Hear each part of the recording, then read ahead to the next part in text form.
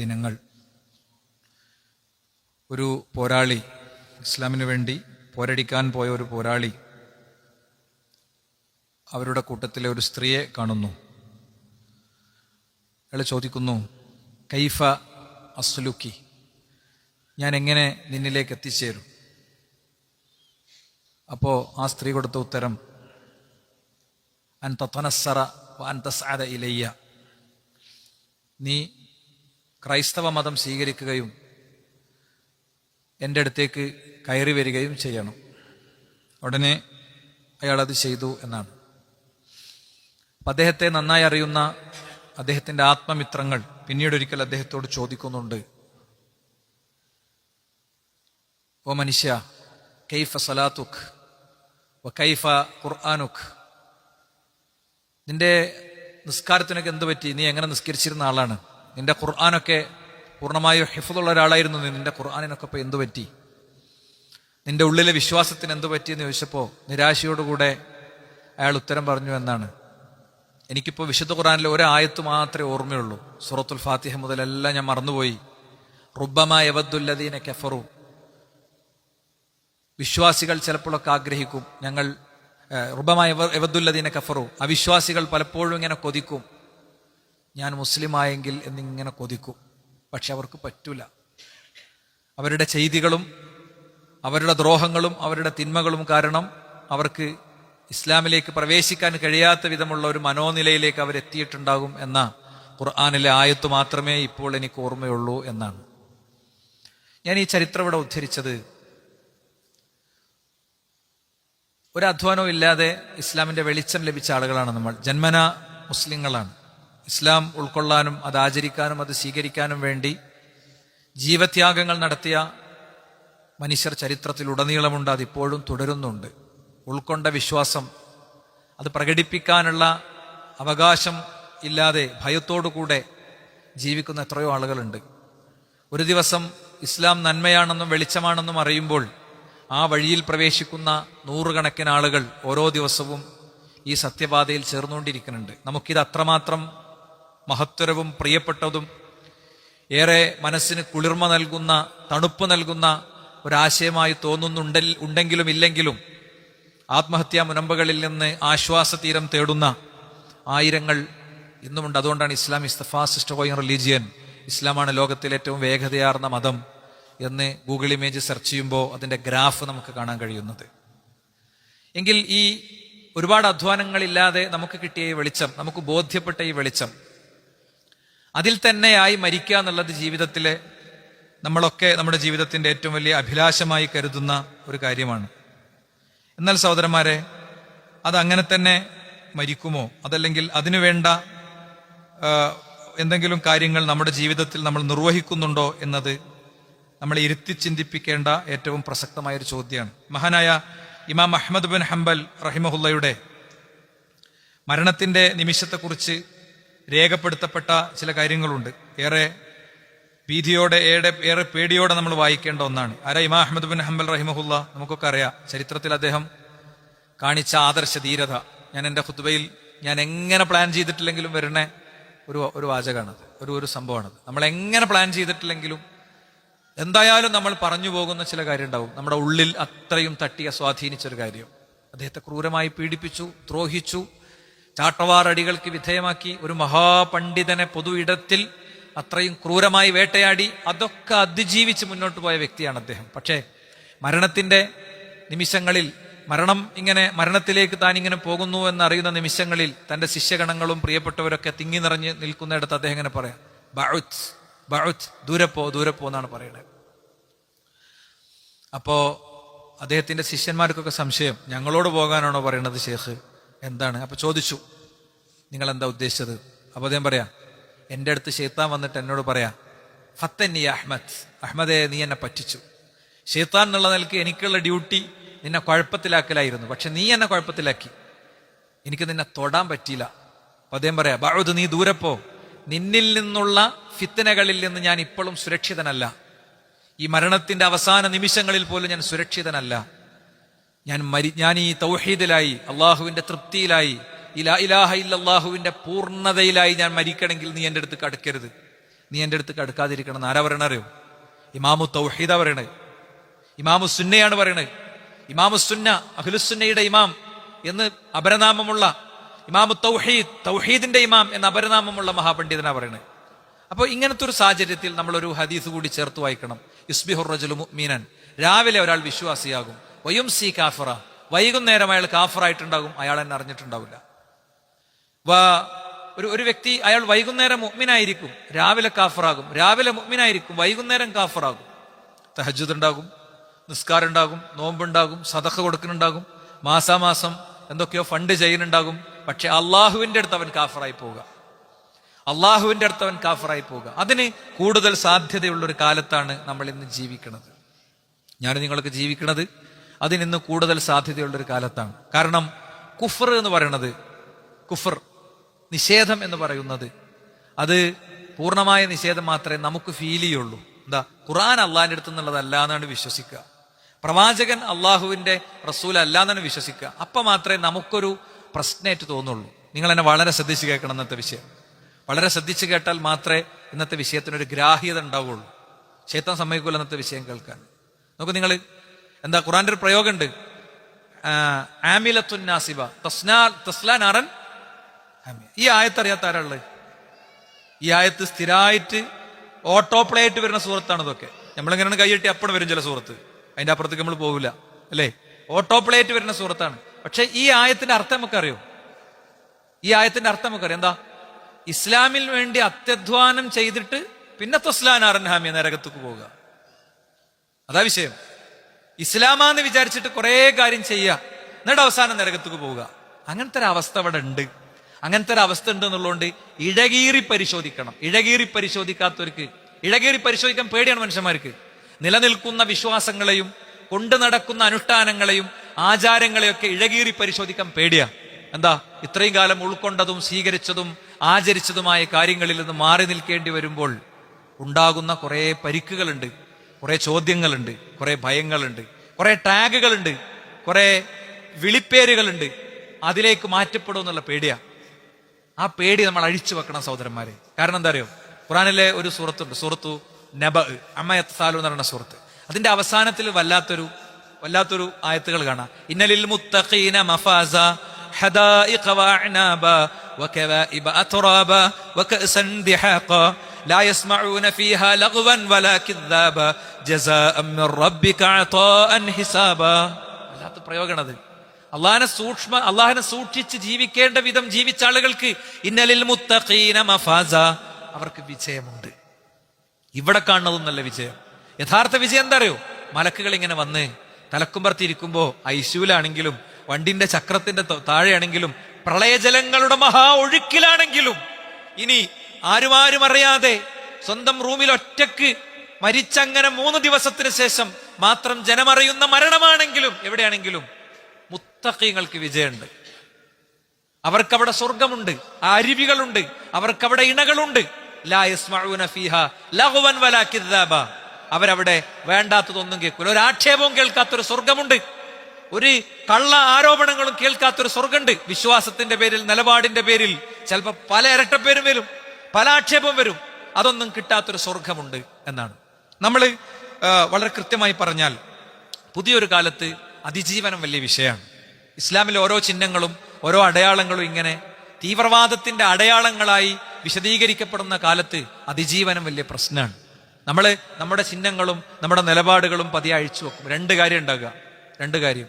ഒന്ന്, ഈ ചിഹ്നങ്ങളും ഇതും ഇങ്ങനെ സൂക്ഷിച്ച് ഇത് പരിപാലിക്കാൻ വേണ്ടിയിട്ട് പൊതു ഇടങ്ങളിൽ നിന്ന് ഇങ്ങോട്ട് ചുരുങ്ങിയിട്ട് ഒരു വ്യക്തി എന്നുള്ള നിലക്ക് ചുരുക്കത്തിലേക്ക് എത്തിയിട്ട് അവൻ ഒറ്റക്ക് ഇങ്ങനെ ജീവിക്കും. അവൻ അയൽപ്പക്കത്തോട് ബന്ധം ഉണ്ടാവില്ല, അവന് സമൂഹത്തോട് ബന്ധം ഉണ്ടാവില്ല, ആരോടും ബന്ധം ഉണ്ടാവില്ല. അപ്പൊ ശത്രു ആഗ്രഹിച്ചത് നടക്കും. അവൻ വിചാരിക്കണം എന്താ, 24 മണിക്കൂർ ഞാൻ പള്ളിയിൽ ഇങ്ങനെ ഇരുന്നാൽ മതി.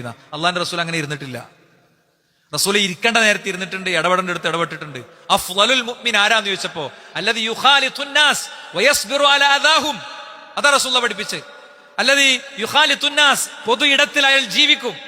എല്ലാ തിന്മകൾക്കും അധർമ്മങ്ങൾക്കും മധ്യത്തിൽ ജീവിക്കുമ്പോഴും ആ തിന്മകളും അധർമ്മങ്ങളും ഒന്നും തന്നെ ബാധിക്കാതെ ജീവിക്കാൻ പഠിച്ച വ്യക്തിയെന്നാ റസൂലുള്ളാഹി സ്വല്ലല്ലാഹി അലൈഹി വസല്ലം പഠിപ്പിച്ച്. അയാൾ കച്ചവടം ചെയ്യും. എന്താ, എല്ലാ കച്ചവടം അവസാനിപ്പിച്ചിട്ട് ഉള്ള പൈസ കൊണ്ട് തൃപ്തിപ്പെട്ട് ജീവിക്കാന്നൊന്നല്ല. അയാൾ കച്ചവടം ചെയ്യും. കച്ചവടം ചെയ്യുമ്പോഴും അയാൾ ഫറലുകളൊന്നും നഷ്ടപ്പെടുത്തൂല. അതിനനുസരിച്ച് അയാളുടെ കച്ചവടത്തിന് പ്ലാൻ ഉണ്ടാകും. എടുക്കേണ്ട സുന്നത്തുകളൊക്കെ എടുക്കും. അപ്പൊ പടച്ചോൻ സമയത്തിൽ വിശാലത കൊടുക്കും. അയാള് രാഷ്ട്രീയത്തിൽ നിന്ന് പിന്മാറിപ്പോരുന്നല്ല, അയാൾ ഉള്ള രാഷ്ട്രീയത്തിന്, നന്മയുള്ള രാഷ്ട്രീയത്തിന്റെ പുതിയ ഇടം അയാൾ സൃഷ്ടിക്കും. മുൻഗാമികൾ നടന്ന വഴിയിൽ അയാൾ നടക്കും. രാത്രി മുഴുവൻ ഖുർആൻ പരിഭാഷ എഴുതി, പകലാകുമ്പോ ഗാന്ധിജിയുടെ കൂടെ സമരപ്പന്തലിൽ പോയി ഇന്ത്യയുടെ സ്വാതന്ത്ര്യത്തിന് പോരാടിയ മഹാരഥന്മാർ ജീവിച്ച മണ്ണാണിത്. ആ സ്വരത്തിലേക്കും ആ ഭാവത്തിലേക്കും അയാൾ പോകും. അങ്ങനത്തെ വിശ്വാസിനെയാണ് ഇവിടെ ആവശ്യം. എന്താ ഉൾവലിയാത്ത, ഉപേക്ഷിക്കാത്ത, രണ്ടിന്റെ ഇടയിൽ ഇതിനൊക്കെ വേണ്ടി എല്ലാം ഉപേക്ഷിക്കാത്ത, ഇതിനൊക്കെ വേണ്ടി ഉൾവലിയാത്ത, നടുക്ക നിന്ന് സ്റ്റാൻഡ് പറഞ്ഞ് നിലപാട് പറയുമ്പോൾ കുറച്ച് പ്രശ്നം ഉണ്ടാകും. നിലനിൽക്കുന്ന ആളെയാണ് ആവശ്യം. നോക്കൂ നിങ്ങൾ, ഞാനൊരു പണ്ഡിതന്മാര് ഈ വഴിയിൽ നിന്ന്, ലാ ഇലാഹ ഇല്ലല്ലാഹുവിന്റെ വഴിയിൽ നിന്ന് വ്യതിചലിച്ചു പോകുന്ന 7-8 കാരണങ്ങൾ പറഞ്ഞിട്ടുണ്ട്. കാരണങ്ങൾ പറയാം. 1, അൽ ജഹ്ലു ബിദ്ദീൻ, ദീനിനെ കുറിച്ചുള്ള അറിവില്ലായ്മയാണ്. ഇബ്നുൽ ഖയ്യിം പറഞ്ഞു, അൽ ജഹ്ലു ദാഉൻ ഖാതിൽ, അറിവില്ലായ്മ എന്ന് പറയുന്നത് കൊന്നുകളയുന്ന രോഗമാണ്. വദവാഉഹു സുആലുൽ ഉലമാ, അറിയുന്നവരോട് കാര്യങ്ങൾ ചോദിച്ചു പഠിക്കുക എന്നുള്ളതാ വേണ്ടത്. നമ്മൾ ഒരിക്കലും വിചാരിക്കേണ്ട ആചാരങ്ങളിലും അനുഷ്ഠാനങ്ങളിലും ഒതുങ്ങുന്നതാണ് ഇസ്ലാം. കഴിഞ്ഞ ദിവസം ഒരു ചാനൽ ചർച്ചയിൽ ഒരു ചങ്ങാതി പറയുന്നത് കേട്ടു, നിങ്ങളെപ്പോലെ ലിംഗാഗ്രം മുതൽ മുഖം വരെ ഞങ്ങൾക്ക് മതമല്ല, നിങ്ങൾക്ക് ലിംഗാഗ്രം മുതൽ മുഖം വരെ മതമുണ്ട് എന്ന് ചർച്ചയിൽ പങ്കെടുത്ത നമ്മുടെ ഒരു സുഹൃത്തിനോട് പറഞ്ഞു. അല്ലെ, ലിംഗാഗ്രം മുതൽ മതം ഉണ്ടാകുമ്പോ എന്താ അറിയോ, ആ ലൈംഗികതയെ ഉപയോഗിക്കേണ്ടത് എവിടെയെന്നുള്ളതിന് മതമുണ്ടാകും. അയാളുടെ ഭാര്യയുടെ അപ്പുറത്തേക്ക് അയാൾ പോകൂല.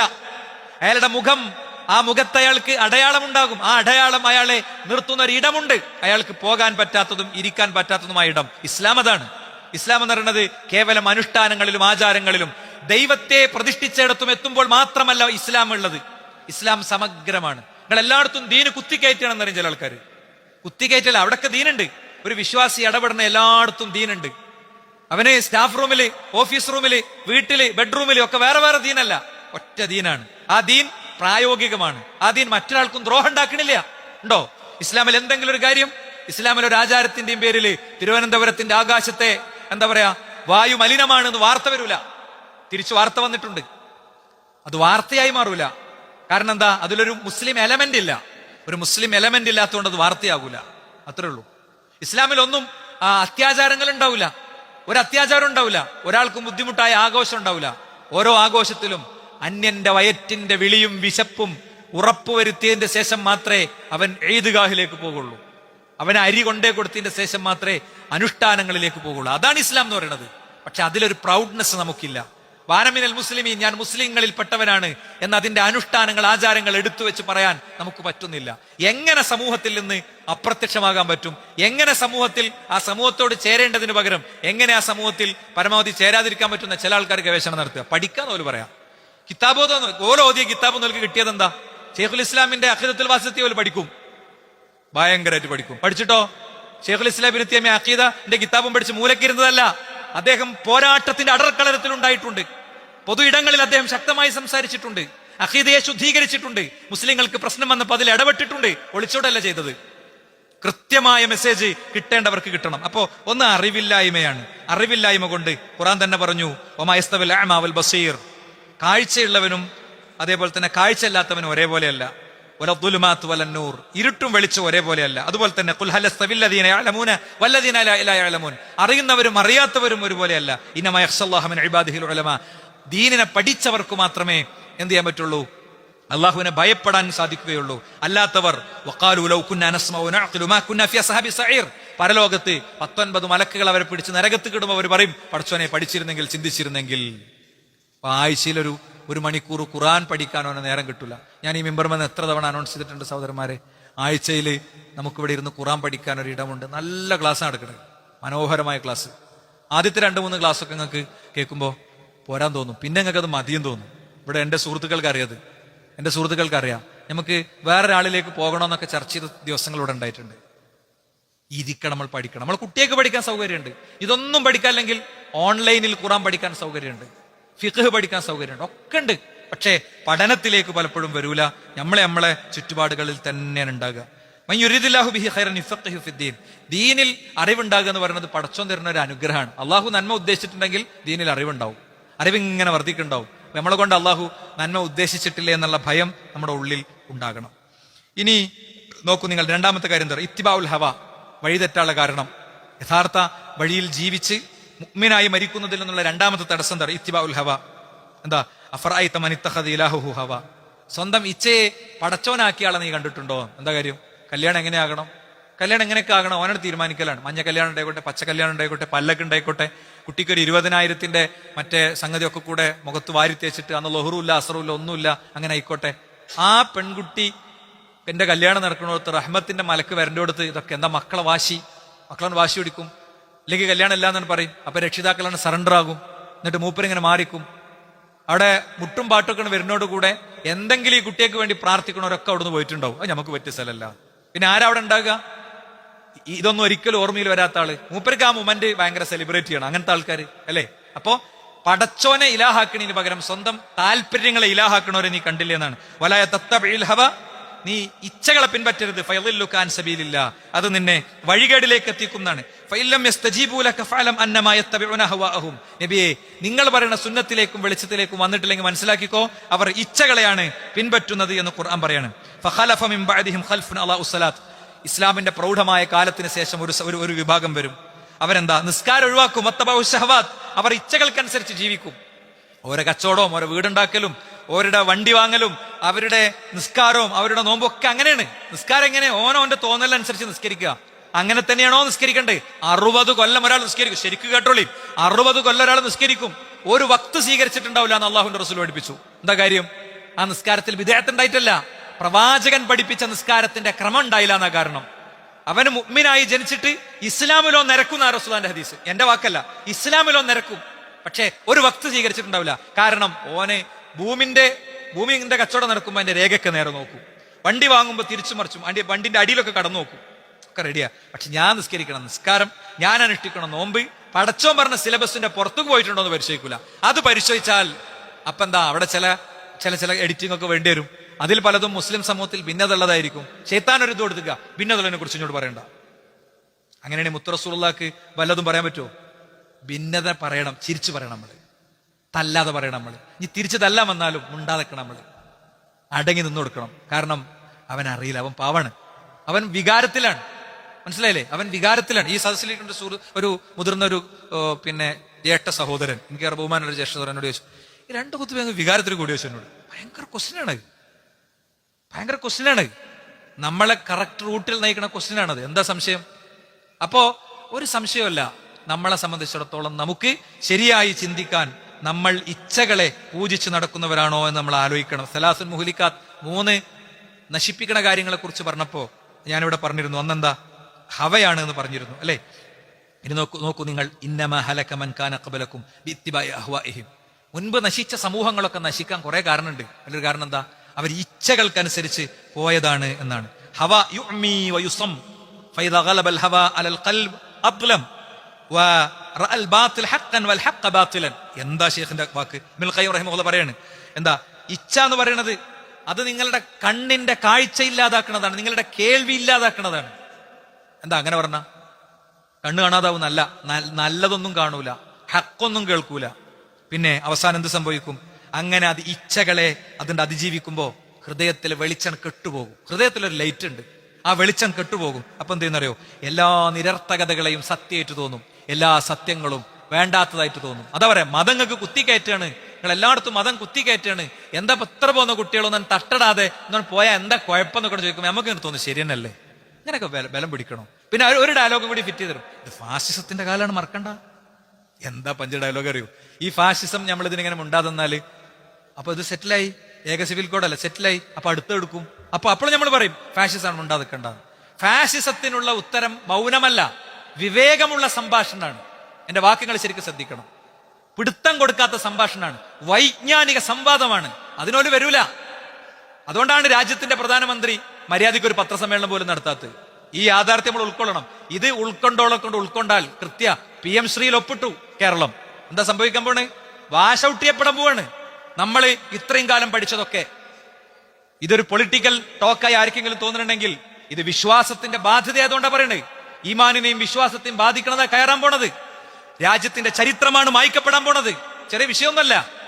നിലനിൽക്കുന്ന നാട്ടിലെ അതിജീവനത്തിന്റെ പ്രശ്നമാണ് നേരിടാൻ പോണത്. ചിലത് പെട്ടെന്ന് കാണൂല, കുറച്ച് വൈകിയേ കിട്ടുള്ളൂ. വൈകി കിട്ടുള്ളൂ. വിവരങ്ങൾ അറിയണവരും നേരത്തെ പറയണവരും പറയുമ്പോൾ മൗനമായിരുന്നാൽ നഷ്ടങ്ങളാണ് വരാൻ പോണത്. അതുകൊണ്ട് പോരാട്ടം കടുപ്പിക്കേണ്ട കാലത്ത് നമ്മൾ ജീവിക്കുന്നത്. ഇനി മൂന്നാമത്തെ കാര്യം എന്താ അറിയോ? മൂന്നാമത്തെ കാര്യം, വഴികേടിലേക്ക് എത്തുന്ന മൂന്നാമത്തെ കാര്യം, ഒന്ന് ഞാൻ പറഞ്ഞു, ഒന്നെന്താ? വിവരമില്ലായ്മ. മതം അറിയില്ല, അപ്പൊ ഇങ്ങനെയൊക്കെ മതി എന്ന് വിചാരിച്ച് ചെയ്യാം. രണ്ടാമത്തെ എന്താ? ഇച്ഛകൾക്കനുസരിച്ച് പോകുക. അറിയാം, തെറ്റാന്നൊക്കെ അറിയാം, എന്നാലും ഇങ്ങനെ പ്രമാണം നോക്കൂല. ഓരോന്നിലും നോക്കാണ്ട് പ്രമാണം. ഞാൻ പറഞ്ഞില്ലേ, ഓരോന്നിലും നോക്കാണ്ട്, അത് നോക്കാതെ പോവുക. മൂന്നാമത്തത് തഖ്ലീദുൽ അഅമ, അന്ധമായ അനുകരണത്തിക്ക് പോവുക. എന്താ അങ്ങനെ പറഞ്ഞ? അത് ഓരോരൊക്കെ ചെയ്യണൊക്കെ തന്നെ കാര്യം ശരി, ഞമ്മക്കിപ്പോ അറിയില്ലല്ലോ. അങ്ങനെ നമുക്ക് അങ്ങനത്തെ ഒരു മനസ്സുണ്ടോ? ശരിക്കും ആലോചിക്കുക. മക്കയിലെ മുശ്രിക്കാതെ പറഞ്ഞു, വൈദാ ഖീല ലഹും ഇത്തബിഉ മാ അൻസലല്ലാഹ്, അല്ലാഹ് ഇറക്കിയതിനെ പിൻപറ്റൂ എന്ന് പറഞ്ഞാൽ, ഖാലു ബൽ നത്തബിഉ മാ അൽഫൈന അലൈഹി ആബാഅന, ഞങ്ങളെ മാതാപിതാക്കൾ പിന്നെ എന്തൊക്കെയാണ് ഞങ്ങളെ വാപ്പാന്റെ വാപ്പിയൊക്കെ ചെയ്തത് മതി ഞങ്ങൾക്ക് എന്ന് അവർ പറയും. വഖാലു റബ്ബന ഇന്നാ അതഅനാ സാദതന വകുബ്റാഅന ഫളലുന സബീൽ. അവസാനം എങ്ങനെ ജീവിച്ച ആളുകൾ പരലോകത്ത് എന്താ പറയാറ്? ഞങ്ങളെ നേതാക്കന്മാരെയും പിന്നെ ഞങ്ങളെ കൂട്ടത്തിലെ വലിയ മുതലാളിമാരെയും കാരണന്മാരെയും ഒക്കെ അംഗീകരിച്ചു പോയി. ഫളലുന സബീൽ, അവരെ ഞങ്ങളെ വഴിതെറ്റിച്ചു. അവർക്ക് നീ ഇരട്ടി ശിക്ഷ കൊടുക്ക്, അവരെ നീ ശപിക്ക് എന്ന് പറയുന്നുണ്ട്. ഇതൊക്കെ ഖുർആൻ പറയാണ്, പരലോകത്ത് സംഭവിക്കാൻ പോണ കാര്യങ്ങൾ. നോക്കൂ നിങ്ങൾ, ഈ അർത്ഥത്തിൽ വലാ തഖ്ഫ് മാ ലൈസ ലക ബിഹി ഇൽമുൻ, ഖുർആൻ പറഞ്ഞ അസ്ലത, നിനക്ക് വിവരമില്ലാത്ത കാര്യത്തിൽ നീ വർത്താനം പറയാൻ പോകരുത്, നിനക്കറിയാത്ത കാര്യത്തിൽ നീ മിണ്ടാൻ പോകരുത്, പഠിച്ചേ അത്തരം കാര്യങ്ങളെ സമീപിക്കാവൂ എന്നാണ് റസൂൽ പഠിപ്പിച്ചു. ലാ യകുന അഹദുകും ഇമ്മാ, നിങ്ങളാരും എന്താ അന്ധമായി മൂടുതാങ്ങികളായി മാറുന്ന അവസ്ഥ ഉണ്ടാകരുത്. എന്താ? ഇന്ന അഹ്സനന്നാസ് അഹ്സൻതു, ജനങ്ങളൊക്കെ നല്ലത് ചെയ്താൽ ഞാനും നല്ലത് ചെയ്യും. പിന്നെ വഇന്ന അസാഉ അസഅതു, ജനങ്ങളൊക്കെ മോശം ചെയ്താൽ ഞാനും ചെയ്യും. ആൾക്കാർ ഇങ്ങനെ പോണീന്റെ കൂടെ അങ്ങനെ പോകാന്നല്ലാതെ എനിക്ക് തോന്നും വലാകിൻ ഒരു വ്യക്തിയെ സംബന്ധിച്ചിടത്തോളം അയാൾ ചെയ്യേണ്ടത് ഇൻ അഹ്സനന്നാസ് അൻ തുഹ്സിനു വഇൻ അസാഉ ഫലാ തുദാലിമു, ഒരിക്കലും നിങ്ങൾ ജനങ്ങളുടെ കൂടെ സഞ്ചരിക്കുന്ന ഒരു അവസ്ഥ ഒരിക്കലും ഉണ്ടാകരുത് എന്നാണ് കൃത്യമായി പറഞ്ഞത്. അതുകൊണ്ട് തന്നെ പ്രവാചകൻ പറഞ്ഞു, തറക്തു ഫീക്കും അംറൈൻ, രണ്ട് കാര്യങ്ങൾ ഞാൻ നിങ്ങൾക്ക് ഉപേക്ഷിച്ചിട്ട് പോയിട്ടുണ്ട്. ലൻ തദില്ലു, നിങ്ങൾ വഴിതെറ്റുകയില്ല, നിങ്ങൾ അത് പിൻപറ്റുന്നിടത്തോളം കാലം. മാത്രമല്ല അള്ളാഹുവിന്റെ റസൂൽ പഠിപ്പിച്ചു, എന്താ? നിങ്ങളുടെ ഇച്ഛകൾ, നിങ്ങളുടെ താല്പര്യങ്ങൾ എന്റെ സുന്നത്തിനെ അനുസരിച്ചാകുന്നത് വരെ നിങ്ങൾ ആരും വിശ്വാസിയാകുകയില്ല. കൃത്യമായ റസൂലുള്ളാഹി സ്വല്ലല്ലാഹു അലൈഹി വസല്ലം തങ്ങളുടെ പ്രയോഗമാണ്. അതുകൊണ്ട് നമ്മൾ കൃത്യമായി ആ കാര്യത്തിൽ കൃത്യമായ ശ്രദ്ധ ഉണ്ടാവുക. അഞ്ചാമത്തെ കാര്യം എന്താ അറിയോ? അഞ്ചാമത്തെ കാര്യം തെറ്റായ ചിന്തകൾ സ്വാധീനിക്കപ്പെടുക. തെറ്റായ ചിന്തകൾ സ്വാധീനിക്കപ്പെടുക. എന്താ? ഒരു ഉദാഹരണം പറഞ്ഞാൽ, കേരളത്തിൽ ഒരുപാട് ആളുകൾ കേൾക്കുന്ന ഒരു പ്രഭാഷകൻ, ഒരു പുതിയ പ്രഭാഷകനാണ്. അദ്ദേഹത്തിന് ചില പുതിയ വാദങ്ങളുണ്ട്. അദ്ദേഹത്തിന്റെ വാദം എന്താ അറിയോ? അദ്ദേഹത്തിന്റെ വാദം, ഖുറാനിൽ ബലിയില്ല, ഹദീസിൽ ബലിയില്ല. ഖുറാനിലും ഹദീസിലും ബലിയില്ല. ആ ബലി ഇറക്കുന്ന പണം നമ്മൾ എന്ത് ചെയ്താൽ മതി? അങ്ങ് ഫലസ്തീനിലും നോർത്തിലൊക്കെ ഉള്ള ആൾക്കാർക്ക് കൊടുത്താൽ മതി. കേൾക്കുമ്പോൾ നല്ല സൗന്ദര്യമുള്ള ഒരു വാദമാണ്. ഇസ്ലാം സമ്പൂർണമായൊരു മത. ഇസ്ലാമിൽ അങ്ങനെ ഒരു കാര്യം ഉണ്ടെങ്കിൽ അത് അള്ളാഹും റസൂലും പറയും. ഇതെന്താ അറിയോ? അതിലേക്ക് കൊടുക്കണം, അത് ചെയ്യണം എന്നുള്ളൊരു തർക്കമല്ല. പക്ഷേ ബലിയായി ഇസ്ലാം പഠിപ്പിച്ചതാണ്. അത് പൂർത്തീകരിക്കപ്പെട്ട മതാണ്. അവിടെ ശരീഅത്തിനെ നമ്മുടെ ഇച്ഛകൾക്കനുസരിച്ച് വ്യാഖ്യാനിക്കാൻ പറ്റൂല. ഇങ്ങനെ കുല്ലു ജദീദ് ലദീദ്, പുതിയത് ഇങ്ങനെ കേൾക്കുമ്പോൾ അതിലേക്ക് പോകുന്ന ഒരു തരം മാനസികാവസ്ഥ. അല്ലെങ്കിൽ എക്സ് മുസ്ലിങ്ങൾ എന്ന് പറയുന്ന കുറെ ആൾക്കാരുണ്ട്. അവരോരോ കാര്യങ്ങൾ പറയും. ആ കാര്യങ്ങൾ പറയണേക്കുമ്പോൾ ആ വിഷയത്തെ പിന്നെ പഠിക്കാതെ അതിലേക്ക് വഴിതെറ്റിപ്പോകുന്ന സാഹചര്യങ്ങൾ ഉണ്ടാകുക. ആറാമത്തെ കാര്യം, ദുഅഫസ്സലത്തുബില്ല, അള്ളാഹുവായിട്ടുള്ള ബന്ധം വളരെ കുറവേക്കാരം. പടച്ചോൻ എന്നുള്ളൊരു ഫീൽ ഉണ്ടാവില്ല. എന്തെങ്കിലും ഒരു വിഷമം വരുമ്പോൾ കണ്ണ് നനഞ്ഞൊന്ന് പറയണ സാഹചര്യം ഉണ്ടാവില്ല. അതുകൊണ്ട് വഴികേടുകൾ വരാനുള്ള സാധ്യതയുണ്ട്. ഇത്തരം ധാരാളം കാര്യങ്ങൾ ഒരു വ്യക്തി വഴികേടുകളിലേക്ക് എത്താനുള്ള കാരണങ്ങളാണ്. ആ കാരണങ്ങളെ സൂക്ഷിച്ച് ശ്രദ്ധിച്ച് മുന്നോട്ട് പോവുക. അള്ളാഹു അനുഗ്രഹിക്കുമാറാകട്ടെ. അൽഹംദുലില്ലാഹി വസ്സലാത്തു വസ്സലാമു അലാ റസൂലില്ലാഹി വഅലാ ആലിഹി വസഹ്ബിഹി അജ്മഈൻ. അമ്മാ ബഅദ്. സർവ്വ സംരക്ഷകനായ റബ്ബിനെ ജീവിതത്തിന്റെ എല്ലാ മേഖലയിലും കാത്തു സൂക്ഷിക്കണമെന്ന് എല്ലാ സത്യവിശ്വാസികളെയും സത്യവിശ്വാസികളെയും ഉണർത്തുകയാണ്, ഉത്ബോധിപ്പിക്കുകയാണ്. സഹോദരങ്ങളെ, നമ്മുടെ നാടിൽ മതേതരത്വം എന്ന ആശയം നിലനിൽക്കുന്ന നാടാണ്. യൂറോപ്പിന്റെ മതേതരത്വവും നമ്മുടെ മതേതരത്വവും തമ്മിലുള്ള വ്യത്യാസം, നമ്മുടെ മതേതരത്വം ഓരോരുത്തർക്കും അവരുടെ വിശ്വാസം ഉൾക്കൊള്ളാം എന്നുള്ളതാണ്. സത്യപ്രതിജ്ഞ ചെയ്യുമ്പോൾ ദൈവനാമത്തിലും ദൃഢപ്രതിജ്ഞ രണ്ടുമുണ്ട്. അവിടം തൊട്ട് തുടങ്ങുന്നതാണ് നമ്മുടെ രാജ്യത്തെ മതേതരത്വവും തമ്മിലുള്ള വ്യത്യാസം. ഓരോരുത്തർക്ക് അവരുടെ മതം ആചരിക്കാം, അത് അവരുടെ പേഴ്സണൽ സ്പേസിൽ ആചരിക്കാം, അല്ലേ? അതുകൊണ്ടാണ് ശനിയാഴ്ച ഒന്നും പാടില്ല, ആരാധനയിൽ മാത്രം കഴിയണം എന്ന് വിശ്വസിക്കുന്ന ഒരു ക്രിസ്ത്യൻ സമൂഹമുണ്ട്. ന്യൂനപക്ഷം 0.0 അങ്ങനെ പോണ അത്രയും ന്യൂനപക്ഷമാണ്. ഇത് 1 പോലും എണ്ണാൻ കഴിയാത്ത, പോപ്പുലേഷന്റെ 1% പോലും എണ്ണാൻ കഴിയാത്ത, 0 പോലും എണ്ണാൻ കഴിയാത്ത അതിൻ്റെയും താഴെയുള്ള ആളുകൾ അവരിൽപ്പെട്ട ഒരു രക്ഷിതാവ് സ്വന്തം കുട്ടികളെ ശനിയാഴ്ച പരീക്ഷ എഴുതിക്കൂല എന്ന് വാശി പിടിച്ചു. അപ്പോൾ അദ്ദേഹത്തിന് കോടതി പോകേണ്ടി വന്നു. സുപ്രീം കോടതി പറഞ്ഞാൽ എന്താ അറിയോ? അത് അവരുടെ വിശ്വാസമാണ്, അതുകൊണ്ട് അവർക്ക് പരീക്ഷ എഴുതാൻ സൗകര്യം ഉണ്ടാക്കി കൊടുക്കണം. എന്താ സർക്കാർ ചെയ്തത്? പകലിൽ കുട്ടികൾ എഴുതിയ പരീക്ഷ ആ സമയത്ത് ഈ കുട്ടികളെ റൂമിൽ ലോക്ക് ചെയ്തിട്ടു, അടച്ചിട്ടു. അവർക്ക് ചോദ്യപേപ്പർ കിട്ടാത്ത അന്തരീക്ഷം ഒരുക്കി. എന്നിട്ട് അവരുടെ ഈ പ്രാർത്ഥനാ സമയം കഴിയുമ്പോൾ അവർക്ക് പേന എടുക്കാവുന്ന സമയം എത്തുമ്പോൾ അവർക്ക് ഇൻവിജിലേറ്റർ വെച്ചിട്ട് പേനയും പരീക്ഷണം. അതാണ് ഈ രാജ്യം. അത്ര മൗലികാവകാശങ്ങൾ സംരക്ഷിക്കപ്പെടുന്ന രാജ്യമാണ്. ഇന്ന് എന്തെങ്കിലും ഒരു വിവാദം വരിക, ഒരു മറ കെട്ടിയ പ്രശ്നം, ഈ ഇതുണ്ടല്ലോ പള്ളിയിലെ ഈ തട്ട് പ്രശ്നം, നിങ്ങൾക്കറിയോ ഇത് പ്രശ്നം, ഇതിന്റെ പേരിൽ ഇവിടെ വിവാദം ഉണ്ടായി. ഇവിടെ കൊച്ചിൻ യൂണിവേഴ്സിറ്റിന്റെ പരിസരത്ത് നമ്മുടെ കുട്ടികൾ, വിഷ്ണു സ്റ്റുഡൻസിന്റെ പ്രവർത്തകര് ഒരു പരിപാടി സംഘടിപ്പിച്ചപ്പോൾ ആണിനും പെണ്ണിനും ഒരു ചെറിയൊരു മറ വെച്ചത് ഭയങ്കര കുതൂഹലല്ലേ. എന്തെല്ലാം വിവാദം അവിടെ ഉണ്ടായത്. നമ്മൾ വളരെ സ്റ്റേണായിട്ട് വൈജ്ഞാനികമായിട്ട് നിന്നു. ചർച്ചയ്ക്ക് റെഡിയാണെന്ന് പറഞ്ഞു.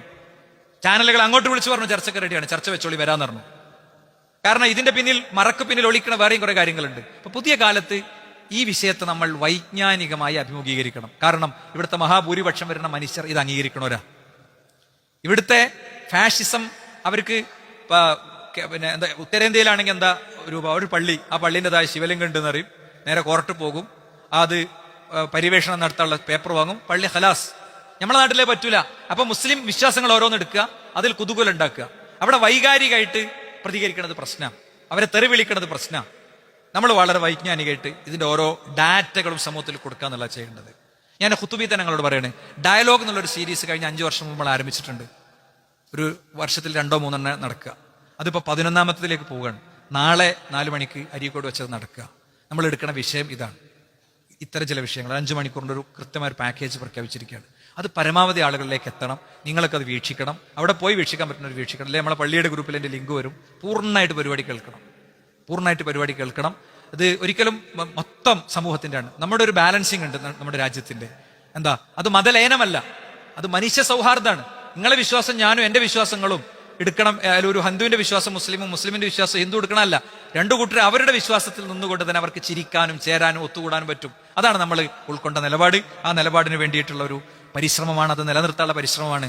ആ ഒരു പ്രോഗ്രാമിനെ എല്ലാവരും സാക്ഷി, മക്കളെയും കുട്ടികളും എല്ലാവരും കേൾപ്പിക്കുക. അപ്പോഴേ അവർക്ക് എന്ത് ചെയ്യാൻ പറ്റുള്ളൂ അറിയോ? അവർ പഠിക്കുന്ന ഒരു സ്കൂളിലും ക്യാമ്പസിലൊക്കെ അവരായി നിൽക്കാൻ പറ്റുള്ളൂ. അവർക്ക് അവരുടെ നിലപാട് പറയാൻ പറ്റുള്ളൂ. ആ നിലപാട് കറക്റ്റ് പറഞ്ഞാൽ പിന്നെ ആരും ഉണ്ടൂല. കാരണം അത് ഭരണഘടന പരിരക്ഷ കൊടുക്കുന്ന കാര്യമാണ്. എണ്ണമറ്റ കോടതി വിധികളൊക്കെ നമുക്ക് കൊണ്ടുവരാൻ പറ്റും. അതൊക്കെ കുഴിച്ചു മൂടുന്ന പുതിയ കാലത്ത് നമ്മൾ കൂടുതൽ സജ്ജമായി പഠിച്ച് കാര്യങ്ങൾ ഏറ്റെടുത്ത് കൂടുതൽ എന്താ പറയാ, പിന്നെ പതിഞ്ഞ സ്വരത്തിൽ, കൂടുതൽ സ്നേഹ സംഭാഷണത്തിലൊക്കെ കാര്യങ്ങൾ കൊണ്ടുപോകണം. അതിന് അല്ലാഹു സുബ്ഹാനഹു വ തആല നമ്മൾ അനുഗ്രഹിക്കുമാറാകട്ടെ. അവന്റെ മുഅ്മിനുകളിൽ, മുത്തഖീങ്ങളിൽ, മുഖ്ലിസീങ്ങളിൽ ഉൾപ്പെടുത്തുമാറാകട്ടെ. ലാ ഇലാഹ ഇല്ലല്ലാഹുവിന്റെ വഴിയിൽ സഞ്ചരിക്കാനുള്ള തൗഫീഖിനെ പടച്ച റബ്ബ് പ്രദാനം ചെയ്യുമാറാകട്ടെ. അല്ലാഹുമ്മ ഗ്ഫിർ മുഅ്മിനീന വൽ മുഅ്മിനാത്ത്, അല്ലാഹുമ്മ അഇസ്ൽ ഇസ്ലാം വൽ മുസ്ലിമീൻ, അല്ലാഹുമ്മ അൻസുർ മുജാഹിദീന ബിഗസ്സ യാ റബ്ബൽ ആലമീൻ, അല്ലാഹുമ്മ അൻസുർ മുജാഹിദീന ബിഗസ്സ യാ റബ്ബൽ ആലമീൻ. ആമീൻ ആമീൻ ബിറഹ്മതിക യാ അർഹമർ റഹീമീൻ. വൽഹംദുലില്ലാഹി റബ്ബിൽ ആലമീൻ. വസല്ലല്ലാഹു